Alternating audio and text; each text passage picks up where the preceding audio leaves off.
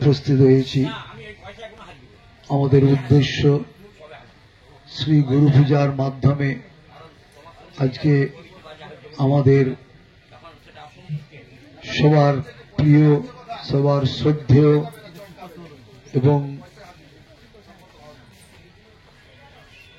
সেই আমাদের যে বীরেন্দ্র কিশোর বাগ মহোদয়, তার যে মহাপ্রাণ হয়েছে বা তিনি যে শ্রীগুরু লোকে গমন করেছেন, তার আত্মার উদ্দেশ্যে আমরা 1 মিনিট নীরবতা পালন করব।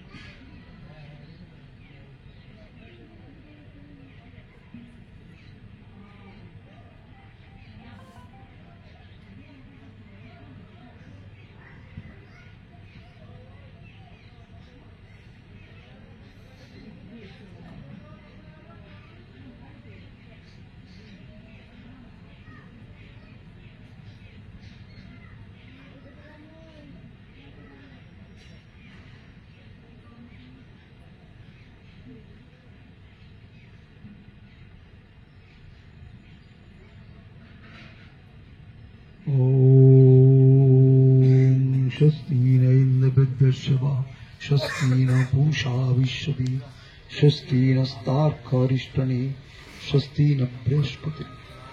ओम शांति ओम शांति ओम शांति।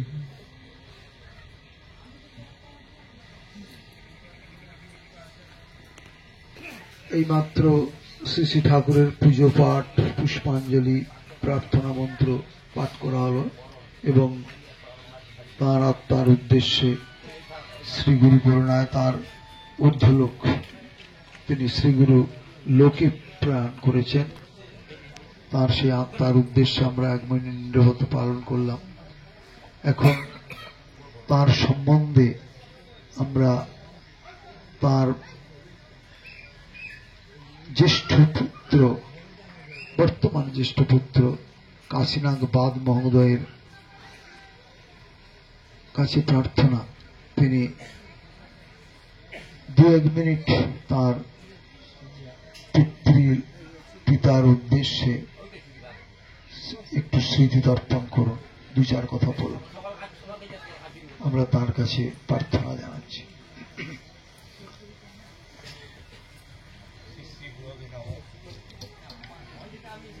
আজকে এখানে উপস্থিত আছেন আমার বাবার পারলৌকিক ক্রিয়াতে অংশগ্রহণকারী বিভিন্ন আশ্রম থেকে আগত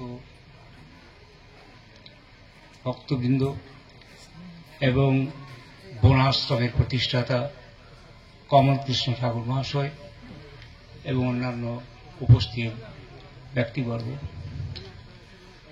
আমার বাবা দীর্ঘদিন ধরেই এই সৎসঙ্গের সঙ্গে যুক্ত ছিলেন, সবাই সেটা আপনারা জানেন। বিভিন্ন সময় বিভিন্নভাবে ঠাকুরের কাছে উনি সাক্ষাৎ দর্শন লাভ করেছেন। ঠাকুর অত্যন্ত স্নেহের চোখে বাবাকে দেখতেন। বাবার বিভিন্ন কথাবার্তার মধ্যে আমরা সেটা অনেক সময় শুনতে পেরেছি, জানতে পেরেছি। কিন্তু প্রকৃতির নিয়মে বাবা গত 9 ডিসেম্বর আমাদের ছেড়ে চলে গেছেন। তার সেদিন উদ্দেশ্যে আপনারা এখানে এসেছেন, সমবেত হয়েছেন। তাই সবাইকে আমি আমার বাড়ির পক্ষ থেকে কৃতজ্ঞতা জ্ঞাপন করছি এবং গুরুজনদের প্রণাম নিবেদন করছি। এই বলে আমি আমার বক্তব্য শেষ করছি।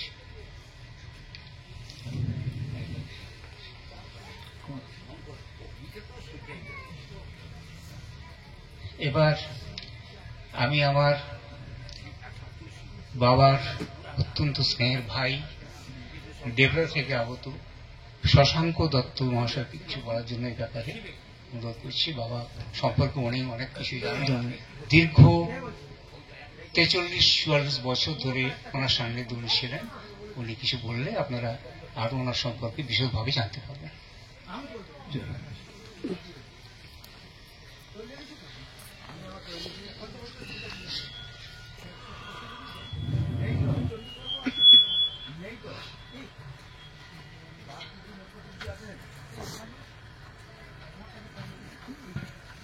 আসনটা ওখানে দিয়ে দিন। আরে, ওই আসনটা ওখানে দিন।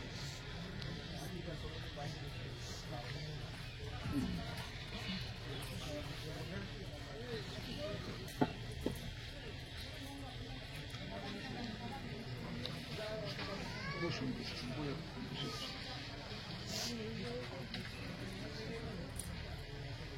Show the mic.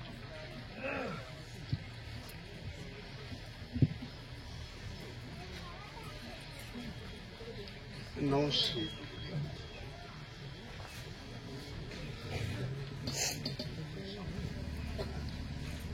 আজকে আমাকে এইখানে দাদার সঙ্গে কিছু কথা বলবার জন্য অনুরোধ করা হলো। আমি এত ব্যথিত এই সম্পর্কে, আমি কি যে বলবো, আমার কোনো ভাষা নাই। কারণ ওনার সঙ্গে সম্পর্ক করেছি 1960 সাল থেকে, আজকে 2023 সাল। 2060 সাল থেকে আমি ওনার সঙ্গে সম্পর্কিত, এবং আমার সমস্ত কিছু যা কিছু আজকে আমি যতটুকু অর্জন করতে পেরেছি তারই দয়ায়, তারই কৃপায়। হ্যাঁ, আমার মানে একাধারে তিনি আমার শিক্ষাগুরু, ধর্ম, আত্মিক উন্নতির যতটুকু যা কিছু হয়েছে তারই কৃপায় হয়েছে। তার সম্পর্কে আমি কিছু বলার আমার ভাষা নেই, এবং এখন আমি কিছু তার সম্পর্কে বলতে যেন মানে কান্না আসছে, মানে এ হয়ে যাচ্ছে, আমি বলতে পারছি না। তাকে হারিয়ে আমি যে কতখানি একাত্ম বোধ করছি, মানে যা কিছু শেয়ার একমাত্র ওনার সঙ্গে আমি করতে পারতাম। আমি ওনাকে হারিয়ে মানে একদম পরম শহীদকে আমি হারালাম। আমার নিজের মা বাবাকে হারিয়ে যা না কষ্ট পেয়েছি, তার চেয়ে অনেক চতুর্গুণ কষ্ট পেয়েছি দাদার মতো একজন মানে পরম পিতাকে হারিয়ে। মানে ওনার সম্পর্কে আমাকে কিছু বলা মানে আমার খুব কান্না পাচ্ছে, আমি কিছু বলতে পারছি না। হ্যাঁ, আমি একটা কথাই নিবেদন করছি যে ওনার সংস্পর্শে যে আসার সৌভাগ্য হয়েছিল, এটা আমার অনেক জন্মান্তরের গুরুর কৃপা ছিল বলে আমি ওইরকম লোকের একজন মানে সান্নিধ্যে আসার সুযোগ পেয়েছিলাম। ওনার সান্নিধ্য না পেলে আমি আজকে যে স্টেজে এসেছি আমি কোনোদিনই আসতে পারতাম না। আপনারা দয়া করে আমাকে ক্ষমা করুন, আমি ওনার সম্পর্কে ওর বেশি কিছু বলার আমার নেই। আমি একটা ঈশ্বরের কাছে প্রার্থনা করছি, উনি শ্রী গুরু পাদ পদ্মে লীন হয়ে গেছেন। হ্যাঁ, আমি ওর বেশি ওনার সম্পর্কে আজকের দিন আর কিছু বলতে পারবো না, আমার মানে বেদ চোখ হয়ে যাচ্ছে। আমাকে দয়া করুন, অনুরোধ করবেন, আর কিছু বলতে আমাকে বলবেন না। আমি অন্য সময় ওনার সম্পর্কে অনেক কথা বলতে পারবো। এই দিনে আমাকে যে কিছু বলতে বলা হয়েছে, আমি আপনাদের কাছে অনেক কৃতজ্ঞ, কিন্তু আমি মানে মন খুলে কিছু বলবার মতো ভাষা বা মনের অবস্থা নেই, আমি কিছু বলতে পারছি না। জয় গুরু, দয়া করুন, কৃপা করুন, ওনার আত্মার শান্তি কামনা করে আমি শেষ করছি। এবার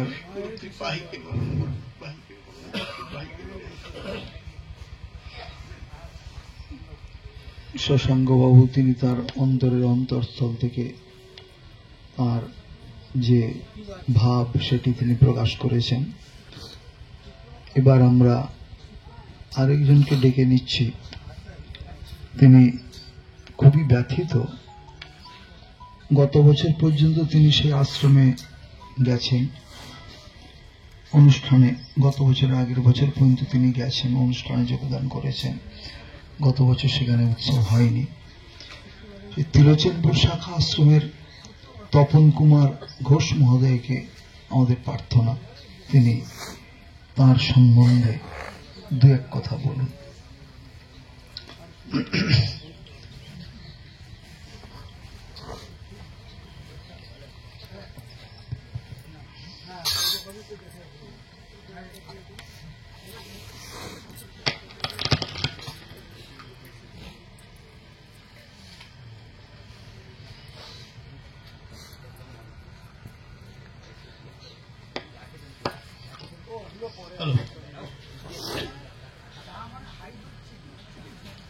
শ্রী গুরবে নমঃ।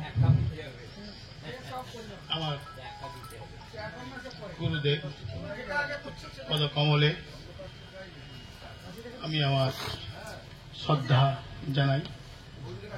তারপরেই আজকে শ্রদ্ধেয় বীরেন্দ্রনাথ বাগ মহাশয়, যদিও আমার গুরু ভাই, তবু অনেকখানি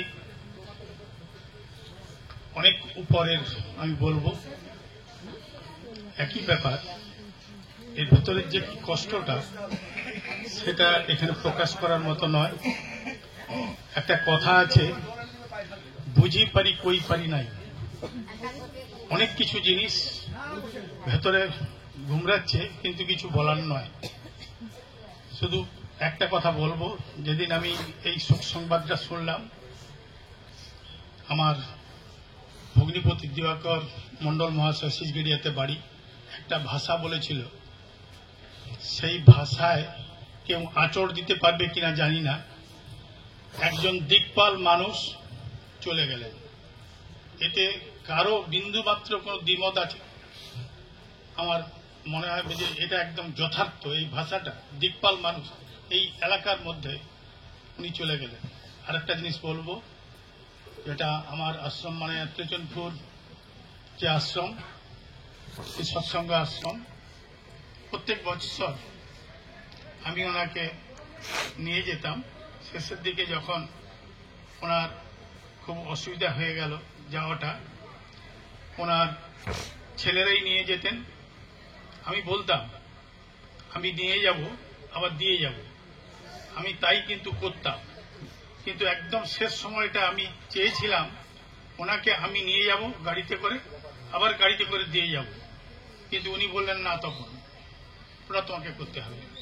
মানে আমি এটা বলতে চাইলাম এই জন্য, কখনো উনি সুবিধাভোগী, যে উনি অনেক সিনিয়র, অনেক ঊর্ধ্বে আছেন, উনি আমাদের কাছ থেকে কখনো সুযোগ গ্রহণ করবেন এটা উনি কখনো চাননি। এবং প্রতি পদে পদে উনি আমাকে, যেটা আমরা বলি সাহায্য করা, এই ব্যাপারে, আশ্রমিক ব্যাপারে উনি বলতেন, এবং তার কাছ থেকে অনেক কিছুই আমি জানতে পেরেছি। যাই হোক, আজকে ভেতরের কষ্ট, আজকে আর কিছু বলার নেই, যদিও এইটাই বলার ক্ষেত্র ছিল। তবু মানে ওই যে প্রথমে যেটা বললাম, বুঝি পারি কই পারি নেই, অনেক কিছু ভেতরে বোধ আছে, কিন্তু সেটা ব্যক্ত করার মতো আজকের দিনে তো ক্ষমতা নাই। আমি উপস্থিত সবাইকেই যথাস্থানে আন্তরিক শ্রদ্ধা, প্রীতি, শুভেচ্ছা জানাচ্ছি। সর্বোপরি আজকে আমাদের এখানে উপস্থিত আচার্যদেব হিসাবে আমাদের শ্রী ঠাকুর এখানে উপস্থিত আছেন। আমি আমার অন্তরের অন্তর থেকে শ্রদ্ধা জানিয়ে আমি আমার বক্তব্য শেষ করলাম।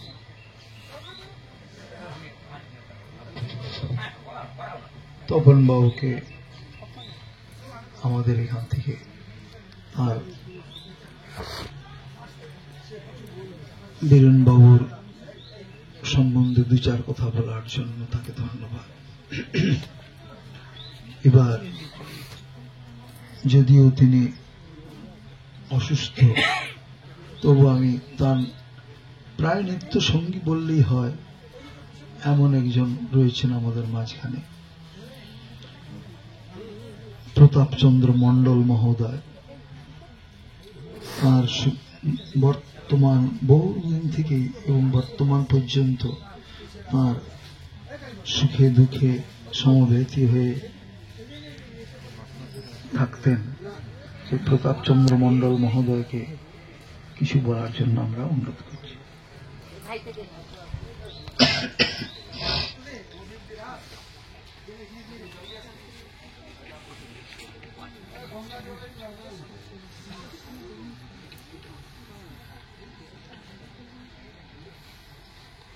শ্রী শ্রী গুরুবে নমঃ।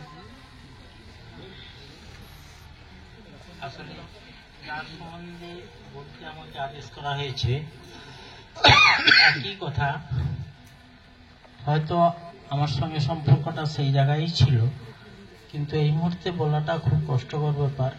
আমি আজ গত এপ্রিল মাস থেকে খুব অসুস্থ ছিলাম। উনি প্রত্যেক দিন 7:30 থেকে 8টার মধ্যে ফোন করতেন, প্রতাপবাবু কেমন আছো।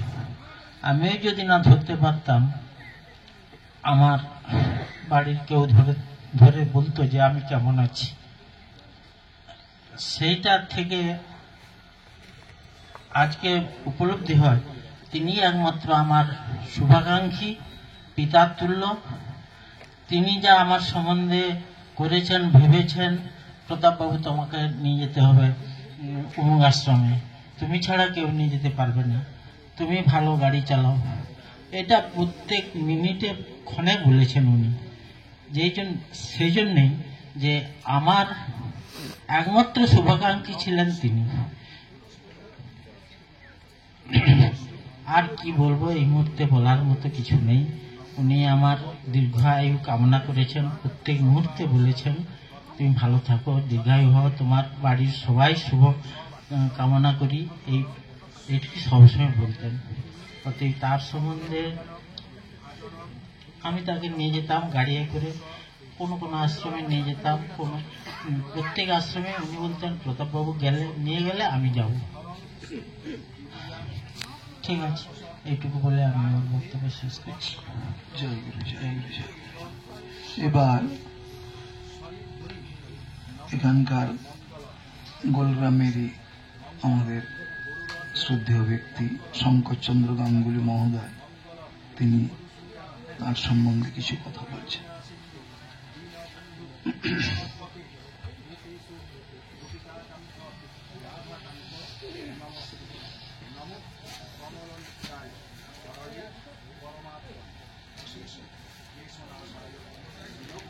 আজ পরম দুঃখের দিন। আজ বীরেন্দা আমাদের মধ্যে নেই। বীরেন্দার বড় পুত্র বিশ্বনাথ আমার সঙ্গে পড়তো, সহপাঠী। আজকে বিশ্বনাথ নেই, তাই বীরেন্দাকে যদিও দাদা বলি, তবু তিনি পিতৃতুল্য, আমার বন্ধুর বাবা। তা আমার সঙ্গে পরিচয় ছিল, স্নেহ করতেন। বেশ কিছুদিন আগে গোলগ্রাম স্কুলে, তখন উনি ম্যানেজিং কমিটির মেম্বারদের মধ্যে উনি প্রধান ছিলেন, সেক্রেটারি। আমিও তখন ম্যানেজিং কমিটির মেম্বার, একজন মেম্বার হিসেবে গেছিলাম। সেখানে একদিন একটা আলোচনা, কি না স্কুলে টিচার নেওয়া হবে ভালো। তা বায়োলজির একটা পোস্ট খালি হয়েছে। সেই সময় আমি বলছিলাম যে সমস্ত ছেলেরা করেছে, ওই অ্যাপ্লিকেশন করেছে, তাদের বায়োডাটাগুলো দেখতে একটি ছেলেকে দেখলাম, অনন্ত ঘোষ বলে। ছেলেটি মাধ্যমিক স্টার, উচ্চ মাধ্যমিক স্টার, অনার্সে ফার্স্ট ক্লাস, এমএসসি পরীক্ষা দিয়েছে, তাতে সেকেন্ড বা থার্ড হয়েছে, পার্ট 2 পরীক্ষা দেয়নি। আমি বললাম এই ছেলেটিকে নিতে হবে।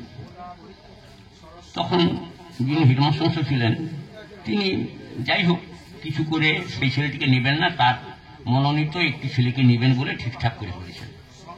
এবার রেজলিউশন রেখেছেন তিনি, ইংরেজিতে রেজলিউশন লেখা হয়েছিল। তিনি বলছেন after this discussion is disposed of. পরে এতে পাঠ হচ্ছে, তখন বলে মাস্টার আপনি এটা ডিসপোজ অফ লিখলেন কেন? না বলে কেন, কি হয়েছে ওটা? আমি বললাম না, ডিসপোজ অফ মানে তো এই তো আলোচনা স্তব্ধ হয়ে গেল, আর তো আপনার পছন্দ সেই ব্যক্তিকেই আপনি নেবেন, এটা তো হলো না। আপনি ম্যানেজিং কমিটির অন্যান্য সদস্যের সঙ্গে আলোচনা করলেন না, অথচ আপনি ডিসপোজ অফ লিখে দিলেন না কেন? তাতে কি ক্ষতি হয়েছে? বলে না, আপনি ডিসপোজ অফ লিখবেন না। না বলছে না, আমি এটা লিখে দিয়েছি যখন, থাক না, আলোচনা হোক। আমি বলছি না না না, কোনো মতে হতে পারে না। তাহলে কি লিখবো? আমি বললাম অ্যাডজোট লিখুন। অন্যান্য সদস্যরা তারা ইংরেজি ভালো বোঝেন না, তারা তার কথাতেও ঠিক বুঝতে পারলেন না। আমি বললাম যে না, ডিসপোজ অফ আমি লিখতে পারেন না আপনি, যেহেতু ডিসকাশন ইজ গোয়িং।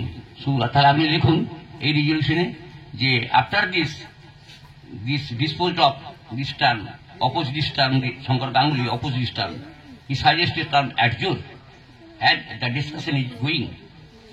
উনি একথে আমাদের মধ্যে কলহ প্রায় খুব চূড়ান্ত পর্যায়ে চলে গেছে। তখন বীরেন্দা ঢুকুন, কি হয়েছে এত গন্ডগোল কিসের? আমি বললাম যে এই ব্যাপার। সত্যি তো, আপনি ডিসপোজ অফ লেন কেন? বীরেন্দা ইংরেজি ভালো জানতেন, হাতের লেখা চমৎকার ছিল, খুব চমৎকার লেখা, বেশ সুন্দর করে কাটা কাটা কাটা লিখে দিচ্ছেন। তিনি বলছেন না, শঙ্কর তো ঠিকই ধরেছে, আপনি ডিসপোজ অফ লিখে দিলেন কেন? আপনি কাটুন এটা। বীরেন্দ্রদের কথাতে হেডমাস্টার মশাই বাধ্য হয়েই সেই ডিসপোজ অফটা বদলে দিয়ে অ্যাডজস্ট করে গেলেন। আজকে সেই কথাটি মনে করি যে গোলগ্রাম হাই স্কুল যদি সেদিনের এই প্রতিবাদী বীরন্দা যদি আমার সহায়তা না করতেন, ওই ডিসপোজটি থাকতো, ছেলেরা কিন্তু ওই একজন ভালো শিক্ষকের সান্নিধ্য থেকে বঞ্চিত হতো। আজ তাই যদিও সন্ধ্যা আসছে মন্দ মন্থরে, সব সঙ্গী ডিঙ্গিতে গেছে থামিয়া, যদিও সঙ্গী নাই অনন্ত অম্বরে, যদিও ক্লান্তি আছে সঙ্গে নামিয়া, মা শঙ্কা চপিছে মুন্না মন্থরে, দিক দিগন্ত অবগুণ্ঠনে ঢাকা, করে বিহঙ্গ মোর এখনই অন্ধ বন্ধ করুন পাখা। ওম সহনা ভবতু সহল ভুনক্তু সহ বীর্যঙ্কর বাবহৈ, সর্বে পশ্যন্তু ভদ্রাণি সর্বে সন্তু নিরাময়া, সর্বে সুখিন পশ্যন্তি মা কশ্চিৎ দুঃখ মা ভূয়াৎ। হরি ওম তৎসৎ, হরি ওম তৎসৎ।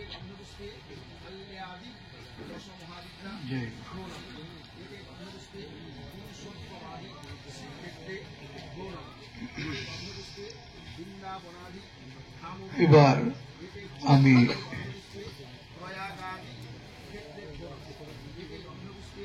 অনুরোধ জানাচ্ছি বোনা শ্রী গুরুধাম যোগ অনিলানন্দ যোগ মন্দিরের যিনি বর্তমান সভাপতি মহোদয়, তিনি বীরেনবাবুর সঙ্গে বহুদিন যাবৎ একই ডিপার্টমেন্টে তত্ত্বাবধানের কাজ করতেন। অশোক রঞ্জন মুখোপাধ্যায় মহোদয়কে আমি অনুরোধ জানাচ্ছি তিনি সংক্ষেপে কিছু বলুন।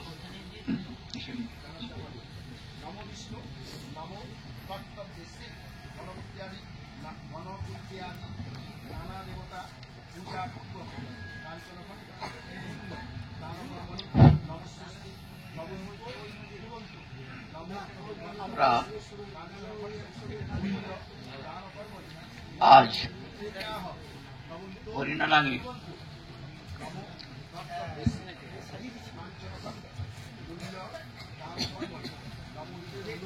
পরম শ্রদ্ধেয়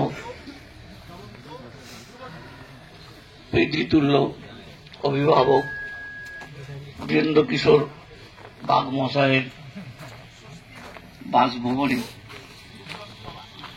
তারই অন্ত্যেষ্টির কাজের আমরা উপস্থিত হয়েছি বেদনাক্রান্ত মন নিয়ে। সেই অনুষ্ঠানে আমাদের পরম পূজ্যপাদ গুরুদেব পরম্পরা পূজা পাঠ ইত্যাদি ইত্যাদি সাঙ্গ হয়েছে।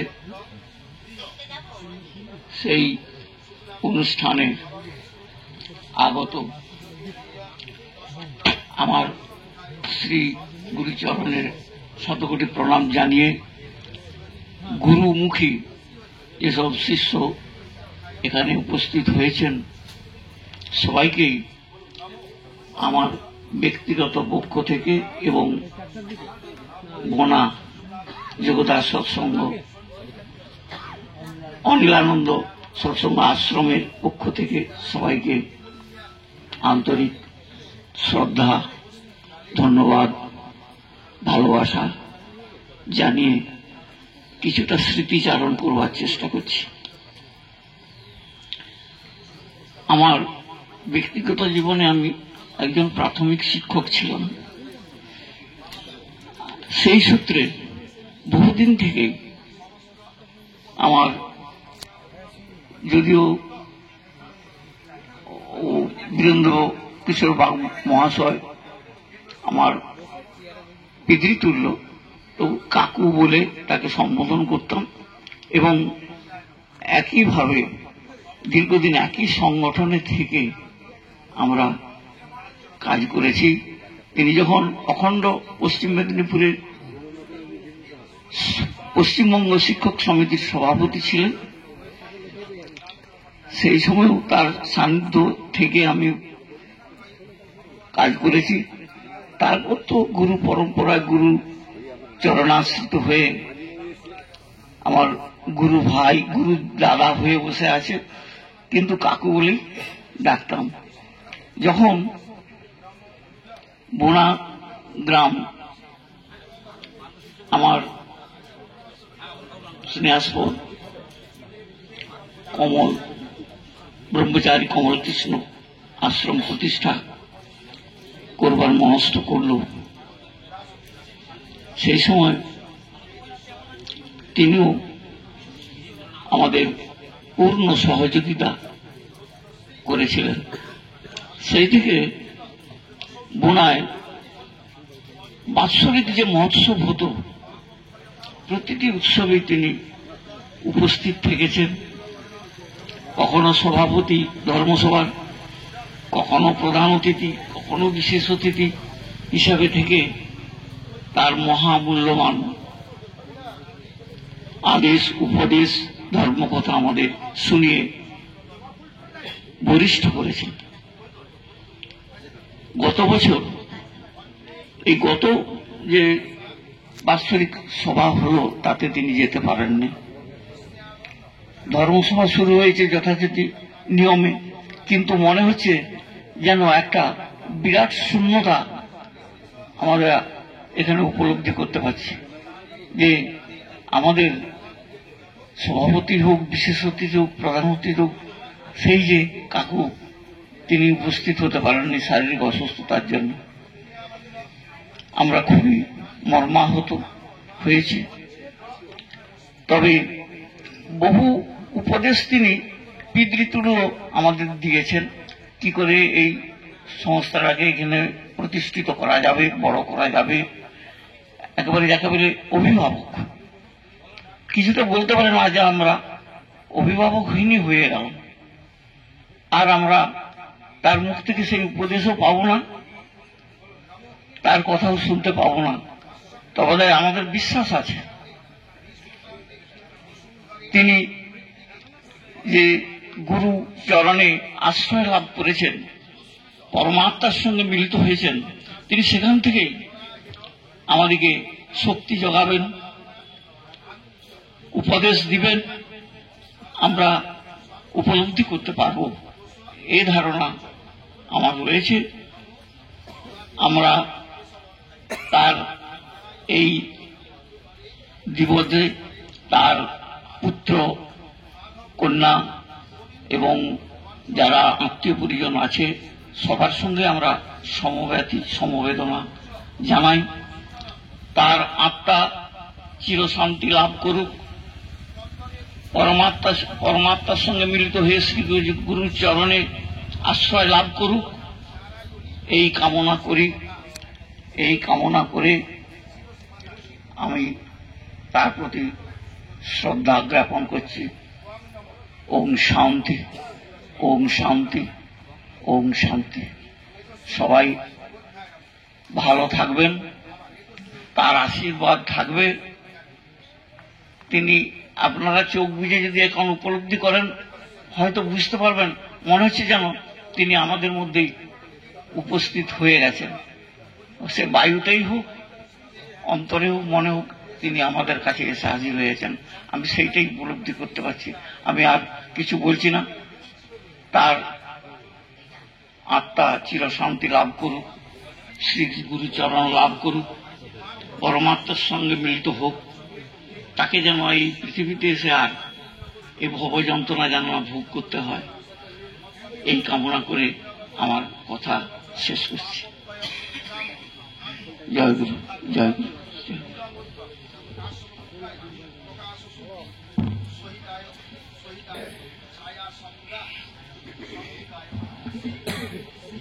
অশোক রঞ্জন মুখোপাধ্যায় মহাশয়কে আমাদের ধন্যবাদ জানাচ্ছি। এবার আমরা যাকে ডেকে নেব শ্রদ্ধা জ্ঞাপন করার জন্য, বীরেন্দ্র কিশোর বাগ মহোদয়ের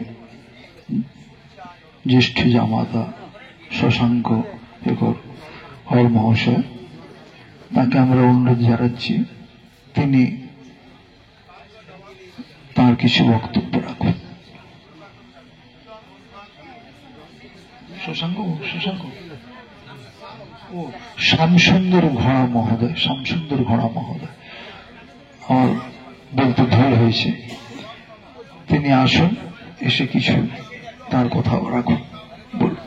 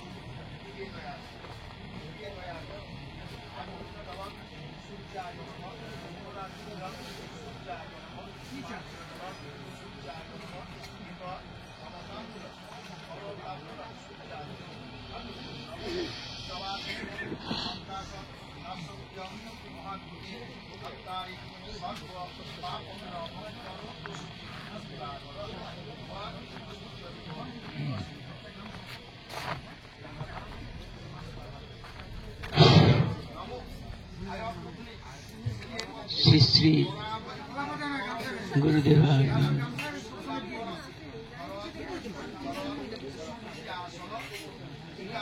गुरु ब्रह्मा गुरु विष्णु गुरुदेव महेश्वर गुरुरेव परम ब्रह्म तस्मै श्री गुरवे नमः। आज আমার শ্বশুর মশাই তার শ্রাদ্ধানুষ্ঠানে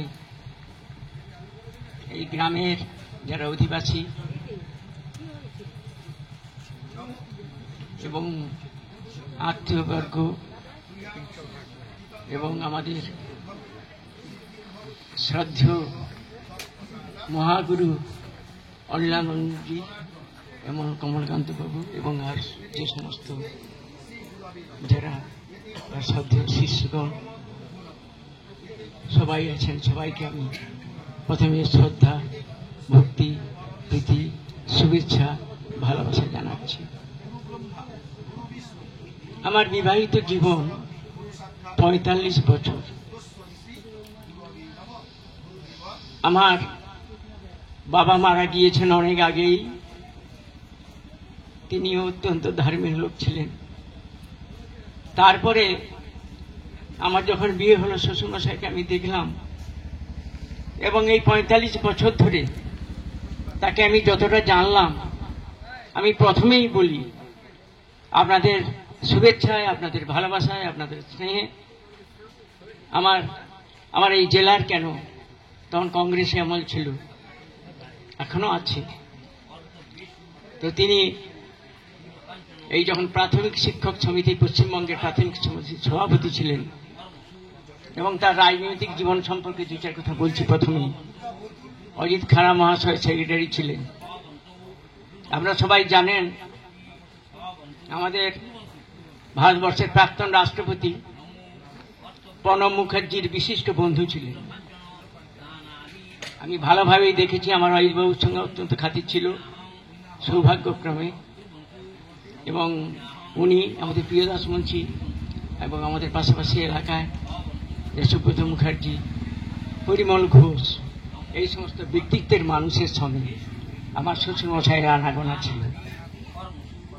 প্রথমেই বলি, বলতে কোনো দ্বিধা নেই, রাজনৈতিক জীবনে আমিও একটা জায়গায় আপনাদের আশীর্বাদে আছি। আমি যা জেনেছি,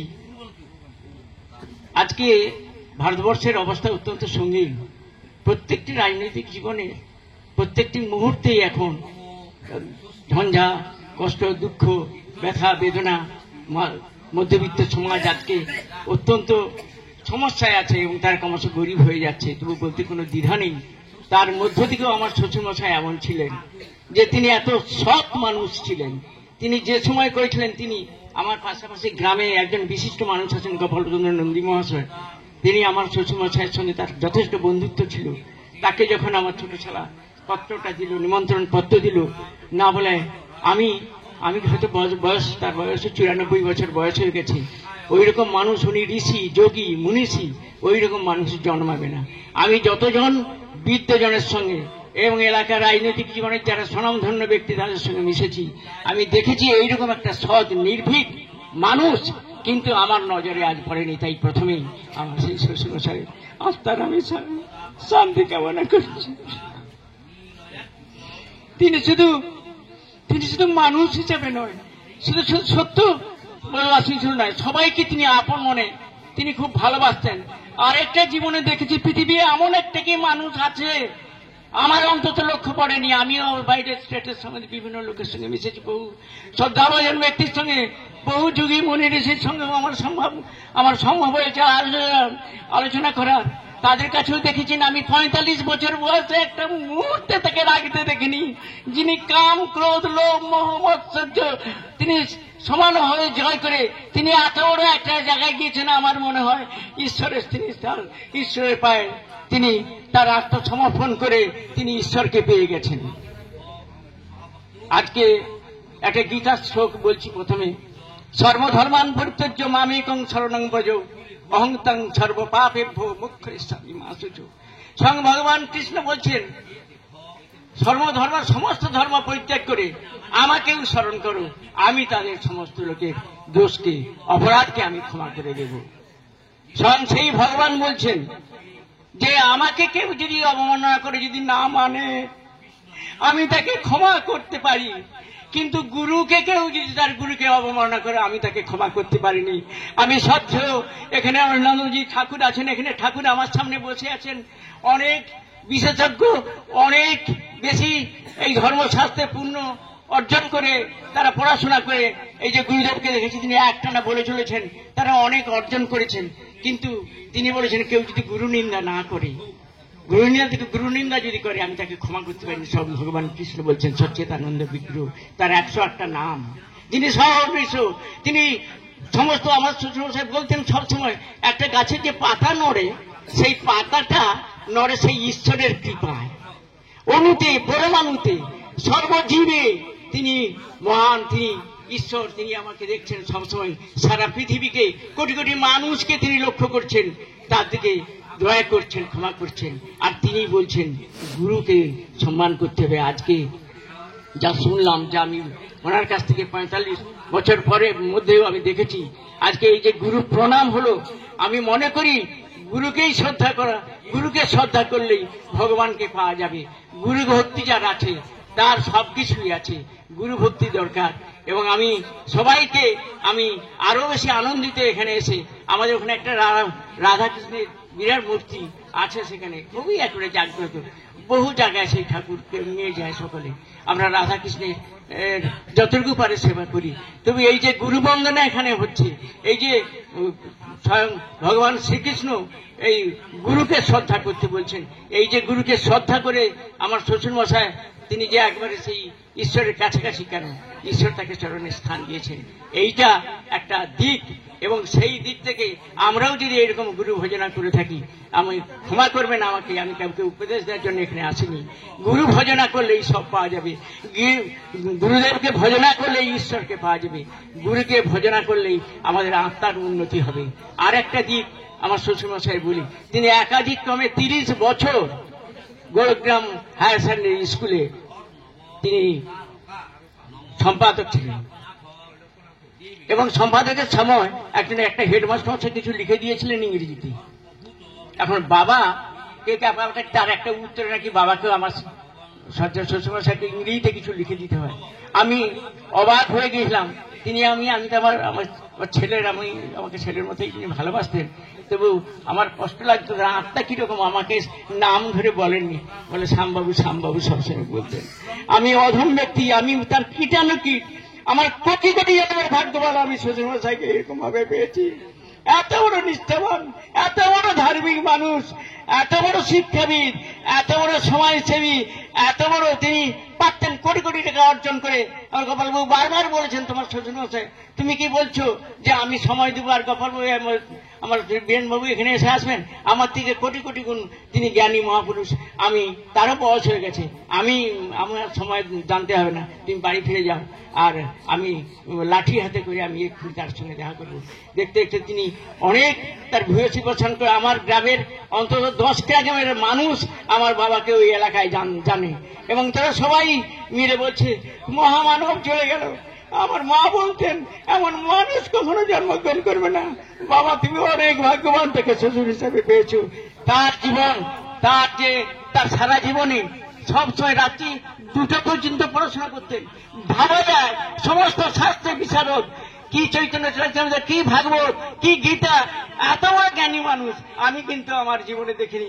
তাই এই সমস্ত জনসাধারণের কাছে আমি অত্যন্ত আপ্লুত এখানে এসে যে এইরকম একটি মহামানবকে আমার জীবনে মহামানব বলে মনে করি, যিনি বিন্দুমাত্র তার ক্ষোভ নেই, দুঃখ নেই, বেদনা নেই, ছেলে মেয়েদের ভবিষ্যৎ নিয়ে চিন্তা করেননি, ব্যক্তি স্বার্থের ঊর্ধ্বে থেকে দেশ ও দেশের কল্যাণ সাধনে যিনি আত্মনিয়োগ করেছেন, তার মতো মহাপুরুষের আজকে শ্রাদ্ধ দিন আমার চোখে জল থামেনি।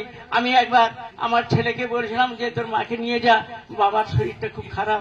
সঙ্গে সঙ্গে আমি বললাম তার 3 মেয়ে আছে, 2 মেয়ে আছে, 3 মেয়ে এখানে আমার বাপিরে বলতে আছে, আমার স্ত্রী তার বড় মেয়ে। আমি বললাম তুমি তাকে এক্ষুনি পৌঁছে দাও, তা না হলে বাবার শরীরটা খারাপ, সবাই সব মেয়েই থাকা দরকার। তো এইরকম একটি মহামানবকে আমি হারিয়ে আমি খুবই ভাগ্যহীন মনে করছি।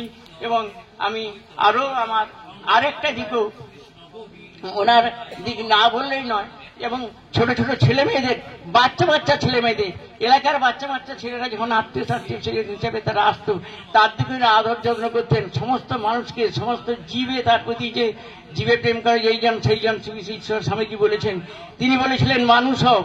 এই যে একটা মানুষ থেকে কিভাবে তার উত্তরণ হতে হতে তার ধর্মজীবনের, তার বিভিন্ন শাস্ত্র পড়াশোনা করে এবং বিভিন্ন মানুষের সঙ্গে আপামর জনসাধারণ, কি রাজনীতিক, কি সামাজিক জীবন, সব দিক দিয়ে তিনি যে জায়গায় উন্নীত হয়ে আজকে দীর্ঘ 95 বছর বয়স তার হয়ে গেছে। আমি ভাবতাম যদি তার যদি রোগটা ক্যান্সার না হতো, তিনি আরো হয়তো 25-30 বছর পর্যন্ত বাঁচতে পারতেন। তার সমস্ত অর্গানগুলো, শরীরের অর্গানগুলো খুব সুস্থ ছিল, তার হার্ট, তার সবকিছুই তার একেবারে সচল অবস্থায় ছিল। তিনি ভালো, মোটামুটি চশমা পড়লে ভালো দেখতে পেতেন, কিন্তু অকালে নয়। তবুও আপনাদের সবার আশীর্বাদে, হয়তো ভগবানের ইচ্ছায় তিনি এই 95 বছরে মারা গিয়েছেন। তবুও আমি মনে করব তিনি দীর্ঘ জীবন লাভ করেছেন। এবং এই রকম ভাবে আমি আমার ব্যক্তি জীবনে তার কাছে আমি কৃতজ্ঞ। আমি মনে করি আপনাদের কাছেও আমি খুবই কৃতজ্ঞ যে সমস্ত আত্মীয় স্বজন তার এই শ্রাদ্ধানুষ্ঠানে এসেছেন এবং তাকে শ্রদ্ধা জানাবার জন্য, তাকে প্রণাম জানাবার জন্য, এবং তার আত্মা যাতে, বিদেহী আত্মা যাতে শান্তি পায়, আমি সকলের কাছে অনুরোধ করব আমরা সবাই মিলে আজকে তার বিদেহী আত্মা যাতে শান্তি পায়, আমরা সেই শ্রদ্ধা, সেই ভক্তি প্রণাম করব। এই কয়েকটি কথা বলে এই এলাকার যে সমস্ত পাশে মাইক্রোফোনের আওয়াজ যতদূর যায়, সমস্ত মানুষের কাছে আমি আবেদন, নিবেদন এবং সবার কাছে আমি কৃতজ্ঞতা, আমার শ্রদ্ধা, আমার ভক্তি এবং ভালোবাসা জানিয়ে আমি একটু আমার পরিচয়টা একটু বলে দিই। আমি বড় জামাই হলে আমি একটি মানে ছোট স্কুলের একটি ক্ষুদ্র শিক্ষক, প্রধান শিক্ষক ছিলাম। হ্যাঁ, আপনারা সবাই মিলে আমাকে আশীর্বাদ করুন। এরকম মানব সেবায় আমিও 5টা সামাজিক সংগঠনের সঙ্গে যুক্ত আছি। আমি যাতে করে আরো সাধারণ মানুষ এবং এই এলাকার মানুষের বিপদ আপদে যাতে তাদের মানুষের সামনে পাশে থেকে দেশ দেশের কল্যাণে যেটুকু জীবনে বাঁচব, তাতে যদি তাদের আমি কিছু মানে আন্তরিক সহানুভূতি এবং তাদের যদি পাশে দাঁড়াই, যদি এই কাজে যদি আমি যাতে আমি আরো কিছুদিন যতদিন বাঁচবো থাকি, আপনারা আশীর্বাদ করুন। আমরাও যেন এই আমার গুরুদেব এখানে সমস্ত, এখানে আমাদের যে গুরুদেব বসে আছেন এখানে, আমি সশস্ত্র প্রণাম আরো একবার জানাই। আমি ঠাকুর অনিরঞ্জন মনোহরে ভক্তি করি, কতখানি সাধন, কতখানি ত্যাগ স্বীকার করে তারা আজকে এই মার্গে এসেছেন। সেই সবাইকে আমার শ্রদ্ধা, ভক্তি, প্রণতি এবং আশীর্বাদ আপনাদের কাছে প্রার্থনা করি আমি আমার বক্তব্য এখানে শেষ করছি। আমার কিছু ভুল ত্রুটি থাকলে কোথায় আপনারা সবাই নিজ গুণে আমাকে ক্ষমা করে দেবেন, আমি এই আশা রেখে আরো একবার সবাইকে শ্রদ্ধা, ভালোবাসা, প্রীতি, শুভেচ্ছা জানিয়ে আমি আমার ক্ষুদ্র বক্তব্য এখানে শেষ করলাম।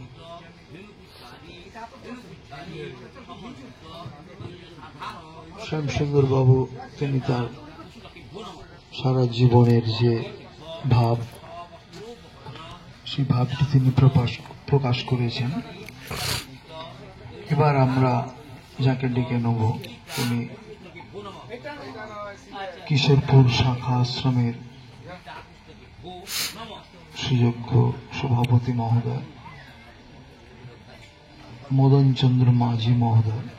তিনিও তার সঙ্গ করেছেন বিক্ষিপ্ত ভাবে, তবু তাকে অনুরোধ করব তিনি এসে তার সম্বন্ধে দু চার কথা বলুন। জয় গুরু। আজকে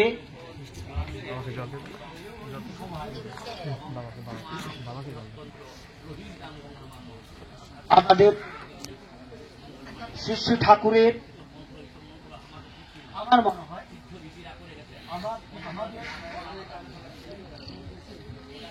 আমাদের দেখাশোনার মধ্যে যতজন শ্রী গুরু ভক্ত ছিলেন, শ্রীগুরু পরায়ণ ভক্ত, আজকে এই দিনে শ্রী গুরুচরণে প্রণাম জানাই। আমাদের শ্রদ্ধেয় দাদা শ্রী বীরেন্দা, তিনি মহাপ্রাণ, তার চরণে আমার অনন্ত কোটি প্রণাম। এবং উপস্থিত এখানে যত ভক্তজন এলাকার যারা আছেন, মাইক যত যাচ্ছে, সবার অন্তর দেবতার চরণে প্রণাম জানাই। দু চারটি কথা একটা বলবো। মানে অনেকদিনই আশ্রমে যাচ্ছি, সমস্ত আশ্রমে অনেক ভক্তকে দেখেছি, তিনি খুব বড় ভক্ত, এই কথা বলতে ব্যস্ত থাকতেন। কিন্তু আমাদের শ্যামবাবু যেমন বললেন, আমাদের শ্রদ্ধেয় দাদা নিজেকে এত গুটিয়ে রাখতেন, কোন অহংকার, কারো প্রতি এতটুকু রাগ, দুঃখ, অভিমান, কারো ভুল ত্রুটি অত্যন্ত সুন্দরভাবে তিনি ক্ষমা করে সবাইকে উপদেশ দিয়ে বুঝিয়ে শ্রীগুরু চরণে কেমন ভাবে শ্রদ্ধা ভক্তি জানাতে হয় এই কথা শোনাতেন। তা আজকে অনেক কথাই হয়েছে। আজকে তার পারলৌকিক কর্মাদি কাজ রয়েছে, বিক্ষিপ্ত হলেও অনেক কিছু সময় আমি তাকে লক্ষ্য করেছি। অনেকদিনই দেখছি আমি তার এই শ্রী শ্রী ঠাকুরের যে প্রতিষ্ঠান, এই প্রতিষ্ঠানের যে কোনো মঞ্চে যখন আমাদের দাদা যেতেন, শ্রী শ্রী ঠাকুরের মহাপ্রয়াণের পরে অনেক কিছু কথা আছে, সেগুলো আগের কথা বাদ দিয়ে ঠাকুরের মহাপ্রয়াণের পরে দেখলাম যে আমাদের দাদা, শ্রদ্ধেয় দাদা, এত গুরুপরায়ণ, এত গুরুনিষ্ঠ, এত জ্ঞান।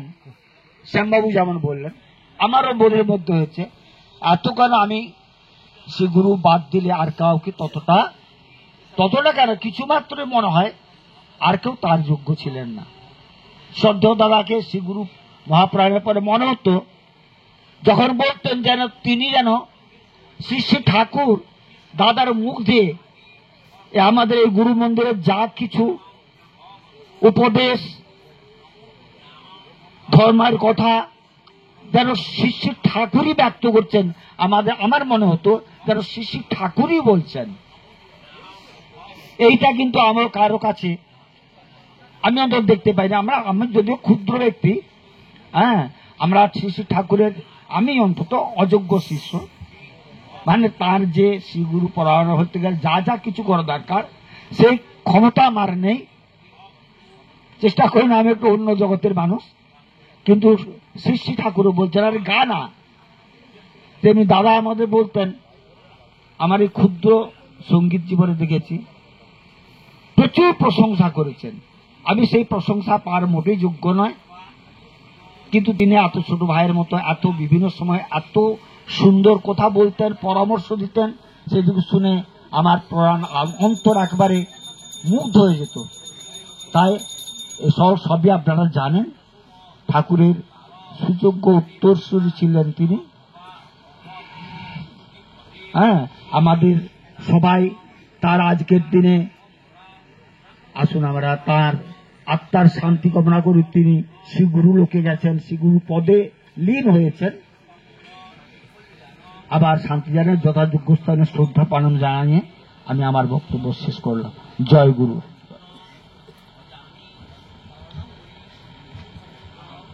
আমাদের অনেকগুলি আশ্রমের সম্পাদক বা ভক্তবৃন্দ এখানে উপস্থিত রয়েছেন। যেমন চৌহাড়া থেকে এসেছেন, ফতেপুর আশ্রম থেকে এসেছেন। তিনি ফতেপুর আশ্রম প্রতি বছর যেতেন। যাই হোক, সবাইকে এই সময় যদিও 1 মিনিট 2 মিনিট করে বলা, তবু তাদের শ্রদ্ধা তারা মনে মনে নিবেদন করুন তার শ্রীচরণে। আমি শুধু এখন একজনকে ডেকে নেব, গোলগ্রাম হাই স্কুলের প্রাক্তন শিক্ষক সরিজ কুমার চক্রবর্তী মহোদয়। তাকে খুব সংক্ষেপে 2-1টি কথা বলার জন্য আমরা তাকে আহ্বান করছি। তিনি এসে তার 2-1টি কথা বলুন।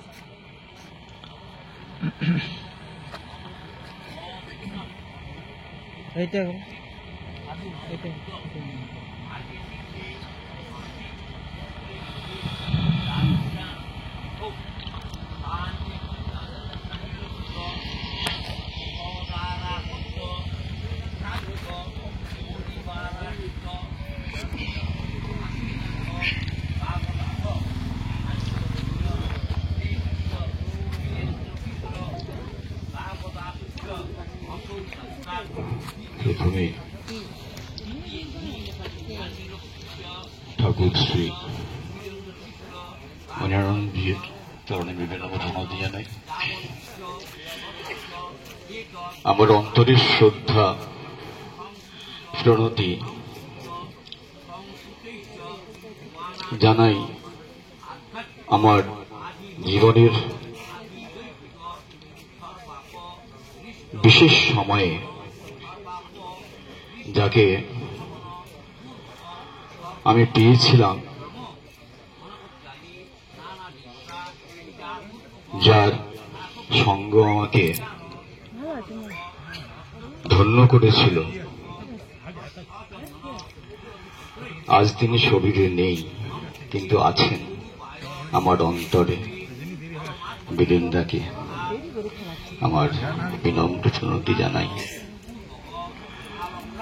আজকে এমন করে তার জন্য বলতে হবে, আমি কোনোভাবেই প্রস্তুত ছিলাম না। তবু কমল কৃষ্ণজি আমাকে ডেকেছেন কিছু বলতে। কি বলবো,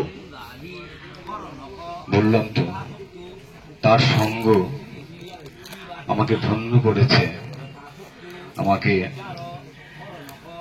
জীবনকে চিনতে সাহায্য করেছে, আমাকে বাঁচতে সাহায্য করেছে। তার জীবনেও ঘটনা রয়েছে যা তাকে কাঁদিয়েছে, ভাবিয়েছে। আবার তিনি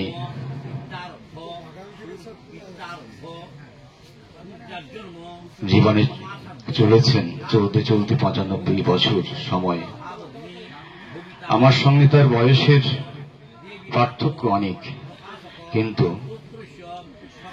এমন করে তার সঙ্গ পেয়েছি যা মনে হয়নি এই বয়সের দূরত্ব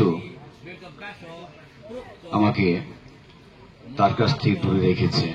বড় আদরের ডাক তার ছিল সরোজ ভাই। অনেক ছোটবেলার কথা মনে পড়ে। আমার বাবাকে তিনি গুরুর আসনে বসিয়েছিলেন। প্রাথমিক শিক্ষা নাকি আমার বাবার কাছ থেকেই তার পাওয়া। বহুবার আমাকে বলেছেন গুরুপুত্র, গুরুবৎ। আমি নিজেকে এই সম্বোধনে একটু সংকোচ বোধ করেছি ঠিকই, কিন্তু মনে মনে ভীষণ তৃপ্তিও পেয়েছি যে আমার বাবা তার মধ্যে বর্তমান ছিলেন, আর আমি সেই সূত্র ধরে তার কাছে এমন করে আদর পেয়েছি। এটা আমার কাছে আমার জীবনে ভীষণ ভীষণ ভাবে পাওয়া। আমি বহুবার এসেছি এখানে, বহুবার তার কাছে বসেছি, বহুবার তার কথা শুনেছি, তার অভিজ্ঞতার কথা। আমার বহু প্রশ্নের উত্তর তিনি দিয়েছেন আমাকে। তিনি ধন্য করেছেন, আমার সেই প্রশ্নের উত্তর পেয়ে আমি নিজেকে ধন্য মনে করেছি। বহু সমস্যার সমাধান তার কাছ থেকেই পেয়েছি। আর এই যে একটি সংগঠন, তার সঙ্গেও সংযুক্ত হওয়ার দুটো সূত্র। সংযুক্ত মানে বহু আসরে আমি আহ্বান পেয়েছি। এই পরম্পরার অনেক আসরে আমার ডাক পড়েছে। এক হচ্ছে এখানে কমল কৃষ্ণজি রয়েছেন, ওনার বাবা বাসুদেব বাবু, তিনি ভীষণ ভালোবাসতেন আমাকে এবং তিনি ডেকেছেন আমাকে বহুবার। আমার সুযোগ হয়েছে এরকম সৎসঙ্গ লাভ করার। আর বীরেন্দা, আমার পরম প্রিয় বীরেন্দা, তিনি আমাকে ডেকেছেন, আমাকে সম্মানের সাথে আসরে কথা বলার সুযোগ করে দিয়েছেন। বহু মানুষের কাছে আমাকে পরিচিত করেছেন। এটা আমার কাছে ভীষণ ভীষণ ভয় পাওয়া। অনেক কথা রয়েছে, সব কথা তো আজকে বলার নয়, বলার সেভাবে দৃঢ় নয়, এভাবে বলতে হবে এটা ভাবিনি আমি।